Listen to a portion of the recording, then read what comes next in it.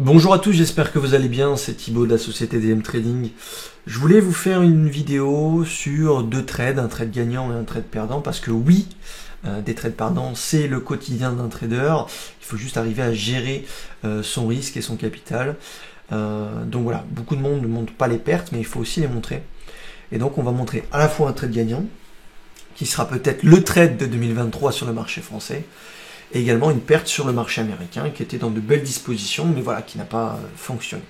Commençons par le meilleur, on finira par le pire, si j'ose dire. Finalement, c'est normal de perdre. Pierre Vacances, un titre sur le marché français qui était intéressant. On était dans un biais haussier, donc il faut imaginer qu'on n'a pas cette accélération ici. On est dans un biais haussier, malgré que le titre se soit fait massacrer à cause du Covid. Pierre Vacances, donc tout ce qui est voyage, etc. Donc une société qui a qui a vu ses chiffres fortement baisser à cause des confinements et du Covid et des restrictions. Donc voilà, un endettement assez important et qui revient au goût du jour avec des gros volumes en hebdomadaire, on le voit ici, puis un biais en hebdomadaire qui redevient haussier depuis quelques semaines. En tout cas, c'était le scénario que j'avais et que j'ai proposé aux étudiants, puis une latéralisation. Vous savez que moi, je suis un trader de latéralisation.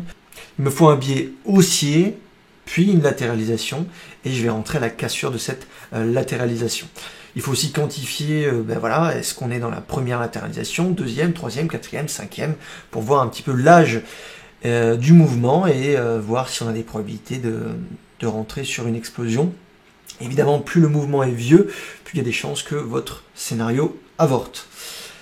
Donc une latéralisation de 4 semaines et on peut aller un petit peu voir en détail sur le journalier. On a, ce qui me fait apprécier ce titre, c'est des gros volumes avec des pastilles sur notre OBV, donc des volumes records sur 12 mois, ce qui nous montre clairement un sens unique à l'achat au niveau des institutionnels. On a un titre qui est à sens unique et c'est là où on veut risquer notre argent, ne pas aller dans un actif où il n'y a pas de volume haussier, il n'y a pas de tendance, il n'y a pas de biais, ça serait perdre du temps et de l'argent.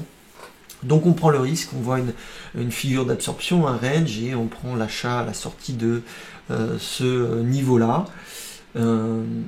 Et puis de suite explosion, voilà. Donc j'en avais parlé d'ailleurs sur la vidéo de l'OBV, donc l'on balance volume, l'indicateur entre guillemets magique, mais c'est pas le cas, c'est juste un indicateur de volume. Je crois qu'on n'avait même pas cassé quand j'en ai parlé, donc si vous voulez jeter un œil sur cette vidéo là, je faisais un plan sur Pierre Vacances, et donc voilà un petit peu le déroulement de celui-ci. Encore une fois, on va voir après, il y a des actifs qui perdent, des plans qui ne fonctionnent pas. Et pour le coup, cet actif-là a donné lieu à un trade assez important et assez intéressant. J'ai pris des profits ici à 3 fois mon risque, 20% seulement, parce que voilà, j'ai un biais plutôt long terme. Et on peut essayer d'avoir une belle recovery sur Pierre et Vacances. Toujours des volumes faramineux sur notre graphique journalier, sur l'OBV, des pastilles qui s'enchaînent. Aujourd'hui, on est à plus de 6%, 5%, 6%, 7% de hausse sur la séance. Donc, on va voir comment ça clôture ce soir. Mais un actif qui accélère fortement. Donc, on tient le titre en portefeuille. Et un objectif moyen terme, ce serait les 2 euros. Ça serait très intéressant d'aller chercher les 2 euros dans un premier temps, et plus si affinité. Donc voilà, on a des gros volumes, on tient le titre en portefeuille. Il se pourrait que ce Pierre Vacances nous fasse la performance de 2023, en tout cas une partie de la performance. Voilà pour le trade sur le marché français qui a plus de 40% de gains sur le marché, mais du coup en réalité c'est plus que ça pour nous, parce que il faut toujours raisonner en termes de risk-reward. Donc le stop était à 5%, aujourd'hui on est à 40% de gains minimum, donc ce qui fait un risk-reward de 8 en cours. Évidemment on a encaissé 20% ici pour nous dire qu'on a sécurisé notre risque initial. Voilà sur Pierre Vacances, on va tenir le titre en portefeuille et voir ce que ça donne dans les prochaines semaines. On passe maintenant sur un titre américain perdant cette fois-ci. Passons sur l'actif US où j'ai fait une perte sur ce titre-là.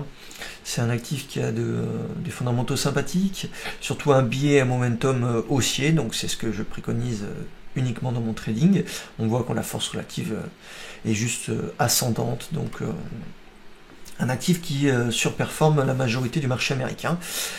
Première accélération, première latéralisation ici, ça casse, ça accélère.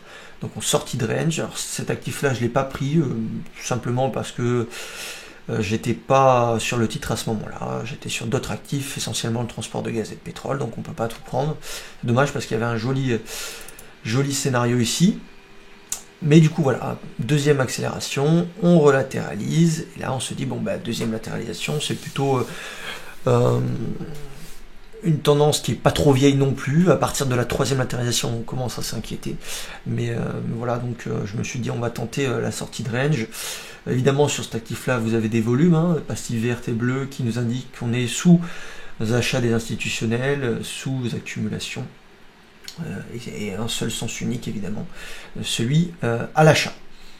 Donc je suis rentré à la cassure de cette bougie ici, puisqu'on avait une figure d'absorption également, hein, donc on absorbe les vendeurs. Comment on voit ça? Ben, c'est clairement des creux de plus en plus hauts, sous une résistance, et ça nous montre qu'on absorbe les quelques vendeurs.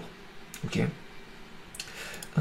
Donc prise de position ici, il y avait des volumes, tout était vraiment dans de belles dispositions pour prendre ce trade, et puis direct réintégration, et le surlendemain, je me suis fait stopper avec un stop ici, donc sur cette bougie, et on dégage du marché. On a bien fait, puisque ça a bien chuté derrière avant de rebondir.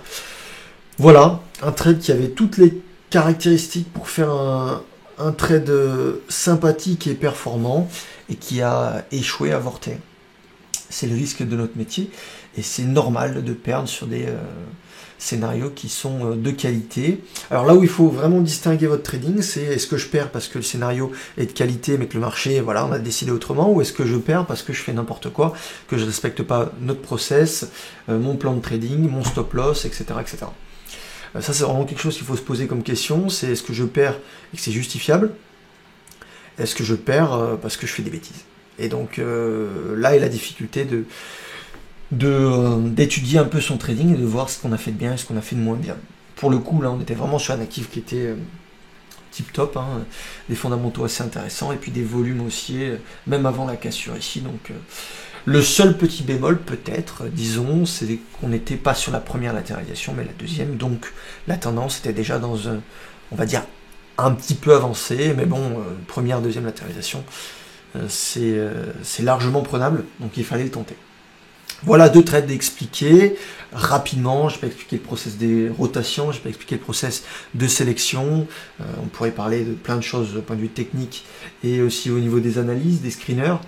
Mais voilà, on essaye de réserver ça aussi à nos clients, juste pour vous expliquer, voilà, rapidement, un trade gagnant et un trade perdant sur le titre. Donc d'un côté on perd un risque reward de 1, donc on perd 1, de l'autre on encaisse à 3 20%, et qu'aujourd'hui on a un risque reward de 8 sur 80% de la position.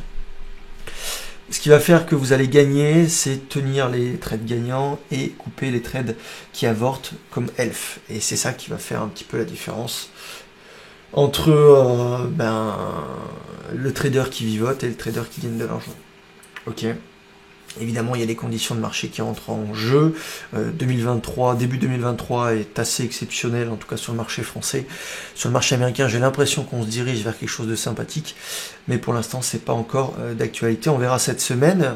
Cette semaine, d'ailleurs, peut être le tournant du marché américain. Si on regarde les indices, hein, même si j'aime pas me focaliser sur les indices parce que la pondération n'est pas tip top, si on arrive à franchir, on a eu une belle avalanche vendredi, donc un petit trou d'air, si on arrive à franchir cette zone de résistance, on aura un biais qui sera haussier sur le marché américain. Ok ? Je vous souhaite une très bonne semaine. Laissez un petit pouce bleu, ça m'encourage à vous expliquer des trades, gagnants, perdants, peut-être détailler un petit peu ma méthodologie sur le marché action, et puis voilà, on essaye de vous accompagner au mieux. Très bonne semaine à tous, salut, ciao ciao.